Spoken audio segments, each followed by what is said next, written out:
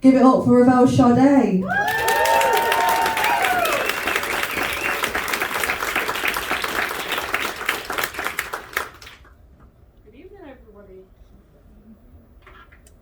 Good evening, everyone. It is an honour to be here. I've always said that, I'm going to fangirl a little bit more, that before I even conceived poetry, I've been doing it for about 3.5 years now, and before I actually got into it myself, like Hollie was one of the people that stood out to me, and just kind of transcended that poetry barrier. Whether you enjoy poetry or not, I think you can resonate with Hollie's words, and so it is absolutely an honour to be here today. The first poem that I have for you is creatively titled Words. And it's just to speak about the transaction between people and the words that we use. So creatively titled Words. Bursting with the flavoursome taste of communication. Words invoke familiarity within you, allowing me the chance to resonate within your mind, to be understood without need for clarification. But words are often bitten and instantaneously swallowed, broken down just enough to mask the hunger pains, not savoured in the mouth enough to appreciate the extracts. The vast array of seasoning has been lost. The nutrients have not been absorbed because the words have been unconsciously chewed and digested. You eat, but do not taste. You look, but do not see. You touch, but do not feel. You listen, but do you hear me? Thank you.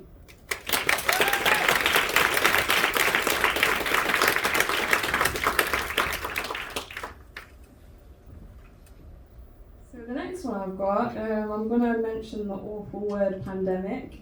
I heard the oohs. But I feel as though one of the things that it did was make us assess and ask and question things that we had never questioned before. Because it was unprecedented for us. And so this one, creatively again, is titled Pandemic. I am made of you. You gave me life. Safe arms ready to embrace me morning, noon, and night.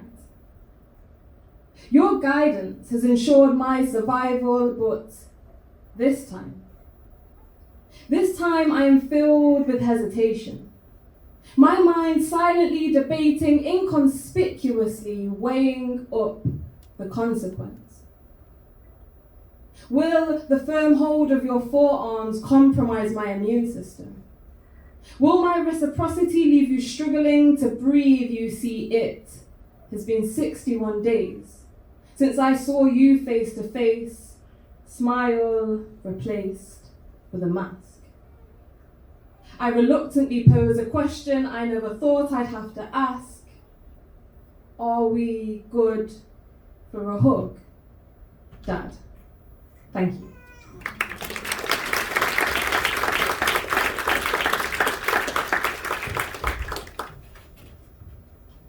The next one I've got, again, thinking, I guess just being so restricted, it allowed us the opportunity just to acknowledge and absorb and appreciate the things that we take for granted so often.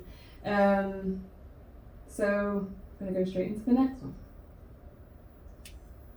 What did you miss on your walk to the local shop? Did you notice the brisk air? Did you temporarily stop to look up at the buildings towering overhead? Did you spot that stranger's smile or remember to take deeper breaths? Did you absorb the view? Did you appreciate the sun-soaked sky? Did you see those birds tweeting nearby as they took off in majestic flight? Did you appreciate the warmth that hit your face when you finally made it to the shop?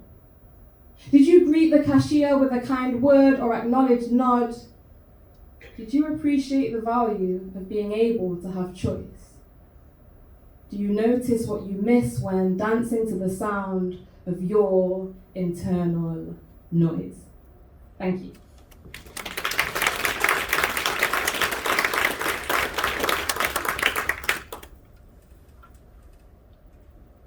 So that is probably about as like airy, fairy, and not addressing of life issues that I will get. And the next one is called Politically Correct, and there was a lot that happened during the lockdown, but also just in general, I think that sometimes with the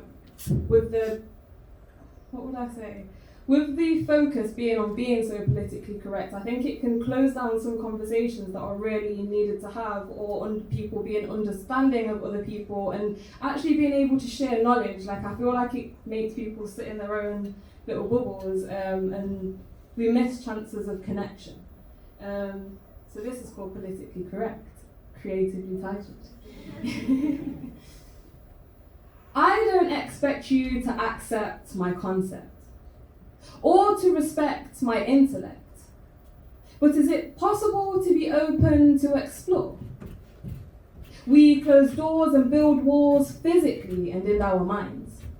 A sense of being defined by map lines until we end up confined and misaligned by our unrefined mind's eye.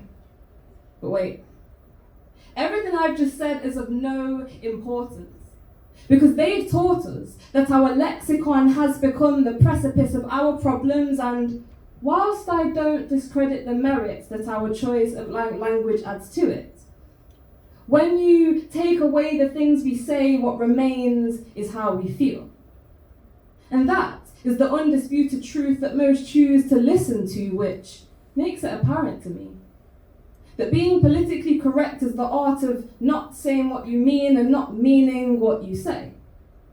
Because politics specialise in polished tricks. And yes, I understand that not all offence is planned, because sometimes unconscious bias takes the upper hand, naivety.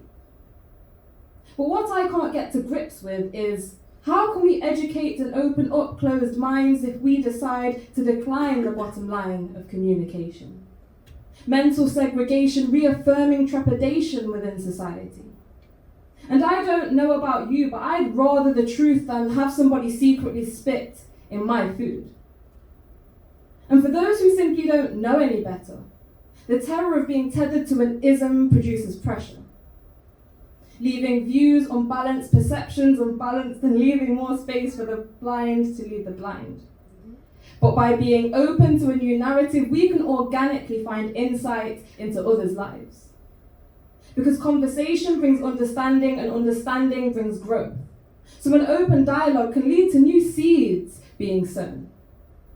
But if upon planting, blue petals were present on a red rose, would you start painting said petals or inspect the environment in which it grows?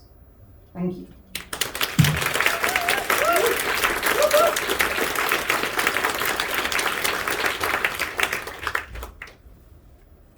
This poem is about, I don't know if people enjoy spoilers. Some people really enjoy the like ramp up, and some people are like, you're going to read the poem, so just read the poem.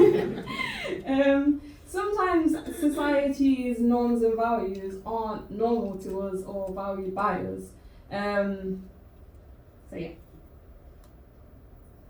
This poem is for the little girl who told me, girls can't climb trees like boys do.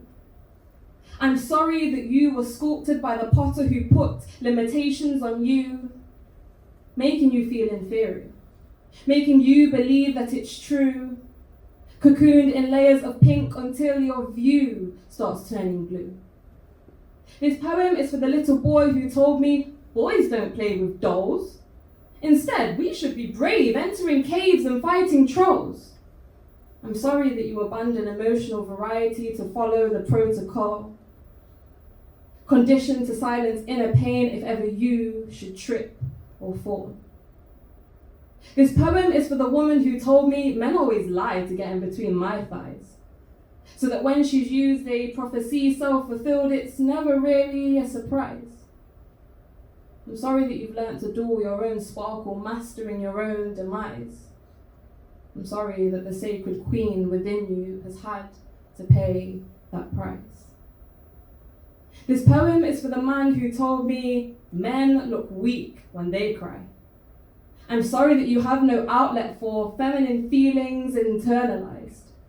And no matter how much you feel the pressure building in the corner of your eyes, it is always easier to utter, I'm fine, and hide behind your lies.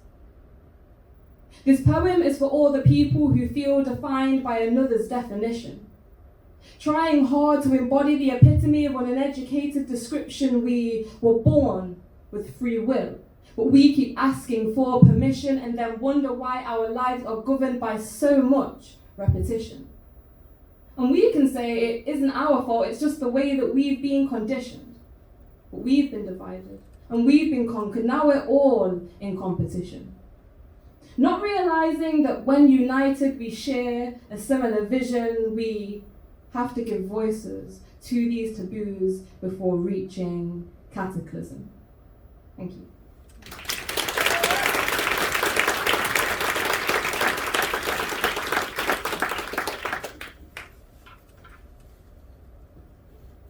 So the next one, I actually think this is a little bit more creatively titled. It's called Childish.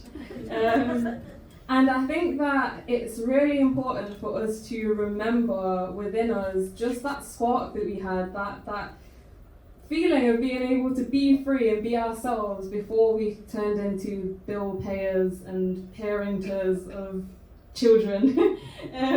So childish. Always maintain a childlike wonder. Maintain the you that knew freedom before the bonds and chains of conformity. Before self-awareness stopped you in your tracks. All the way back before your mother's sharp tongue whipped you into shape. And the fear of your father's consequences remolded your fate. I believe in you. The whole you. Before you split yourself in two to appease them. To ease the tension of existence. One piece being your undesirable truth, the other a socially accepted view. And so when you try to articulate the name of this fragmented, growing pain, dormant communication leads to no revelation, just as you trained it to. But I believe in you, the whole you. The you that knew freedom before the bonds and chains of conformity. Thank you.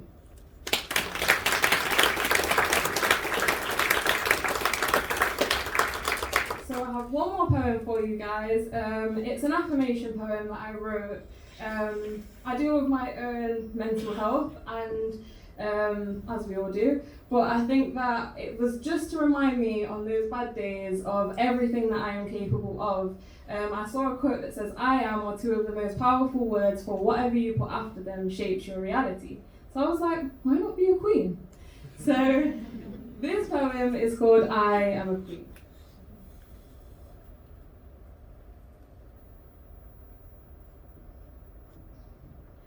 I am a queen. Not due to distorted self-importance or riches in abundance, nor the need to be idolized. Yet I am still a queen. Not due to lavish clothes and golden jewels, nor the means to exploit the hierarchy to impose my views, but I am still a queen.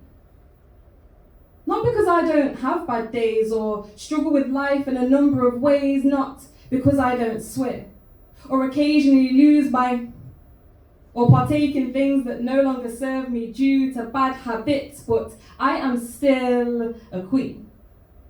Because despite my personal ascension, I could never be above you. And if you speak words pure and true, I know that you can ascend too. I am a queen. Because I don't need a king to define what's within, and to me, wealth doesn't mean gold like we are forever told. I am a queen. Because I always try to explore so I can acknowledge and accept my flaws and then start to break down doors that were unknown to me before I am a queen.